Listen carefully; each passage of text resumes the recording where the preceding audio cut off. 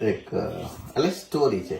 તમારી રાજવાણી ચાલુ થઈ મને એવું ને એક ભગત હોય ને એ ગણપતિ દાદાની બહુ પૂજા ચાલુ કરે, એટલે ગણપતિ દાદાની પૂજા કરે સરસ પૂજા પાઠ ને આ ને તે બધું બહુ કરે, ગણપતિ દાદા પ્રસન્ન જ ન થાય. એ ઘણો ટાઈમ વી જાય પછી એને ગુસ્સો આવે, એટલે કે આ એટલી પૂજા પાઠ કરું તમે પ્રસન્ન નથી થતા. ગણપતિની મૂર્તિ ચડાવી દે માળિયામાં, હાલ ત્યાંથી તમારી પૂજા બને. હું હનુમાન દાદાની પૂજા કરી ગયો, હનુમાન દાદાની પૂજા ચાલુ કરે. હનુમાન દાદા અગરબત્તી કરે ને, અગરબત્તી ખબર આમ ધોવાડા ઉપર જાય, એ ગણપતિ દાદાની કુંડમાં જાય. તો કે આ અગરબત્તી મેં હનુમાન દાદાની કરી છે, તમે કેમ હું ગો છો? જઈ હું કુંડમાં રૂમના પૂમડા ભરાઈ આવું, રૂના પૂમડા કુંડમાં ભરાઈ આવે તો ગણપતિ દાદા પ્રસન્ન થાય.